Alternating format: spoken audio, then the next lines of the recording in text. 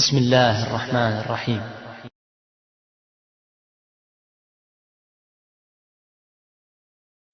Islamic portal کی نئی videos کے لیے سبسکرائب کے ریڈ بٹن کو کلک کریں اور نئی ویڈیوز کے نوٹیفیکیشن کے لیے بیل کے بٹن کو دبائیں۔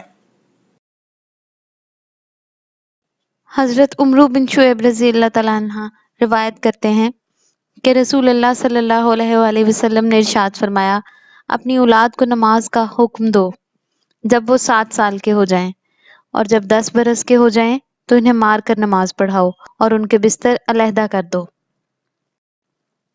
اسلام میں جسمانی سزا کا تصور موجود ہے مگر بے تکا نہیں۔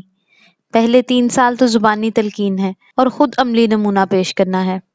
اس کے بعد سزا بھی دیں مگر ایسی جو زخمی نہ کرے اور چہرے پر بھی نہ مارا جائے، کیونکہ چہرے پر مارنے سے رسول اللہ صلی اللہ علیہ وآلہ وسلم نے منع فرمایا ہے۔ کہتے ہیں کہ پہلے زمانے میں شیطان آدمیوں کو نظر آ جاتا تھا۔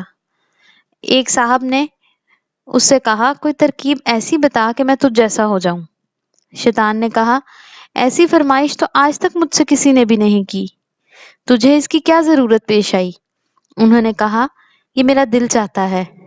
شیطان نے کہا، اس کی ترکیب یہ ہے کہ نماز میں سستی کر اور قسم کھانے میں ذرا پرواہ نہ کر، جھوٹی سچی ہر طرح کی قسمیں کھایا کر۔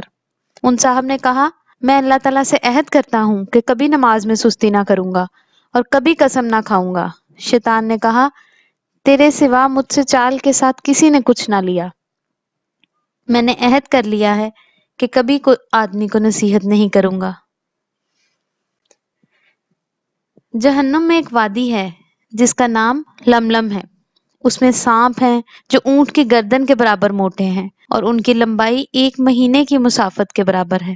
اس میں نماز چھوڑنے والوں کو عذاب دیا جائے گا۔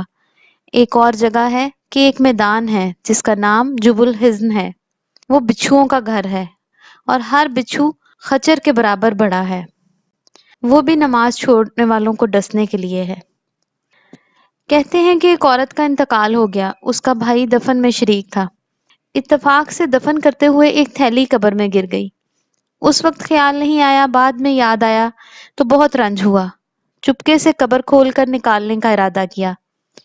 قبر کو کھولا تو وہ آگ کے شعلوں سے بھر رہی تھی۔ روتا ہوا ماں کے پاس واپس آیا اور حال بیان کیا اور پوچھا کہ یہ کیا بات ہے؟ ماں نے بتایا کہ وہ نماز میں سستی کرتی تھی اور قضا کر دیتی تھی۔ اولاد نماز نہیں پڑھتی تو اس کا وبال والدین پر بھی ہوگا۔ آج باپ خود بچے کو بتاتا ہے، بیٹا دیکھو کتنی بڑی بلڈنگ ہے، کتنی اعلیٰ گاڑی ہے، کتنا شاندار گھر ہے۔ باپ خود دیوانوں کی طرح دیکھ رہا ہوتا ہے اور بچہ ساری زندگی یہ چیزیں اکٹھی کرنے میں گزار دیتا ہے، کیونکہ والدین نے لاشعوری طور پر یہ چیزیں دل میں بٹھا دی تھی۔ باپ خود جمعے کے جمعے مسجد میں جاتا ہے، بچے کو تو یہی پتہ چلتا ہے کہ شاید جمعے کے جمعے ہی نماز ہوتی ہے۔ اللہ ہم سب کو ہدایت عطا فرمائے، آمین۔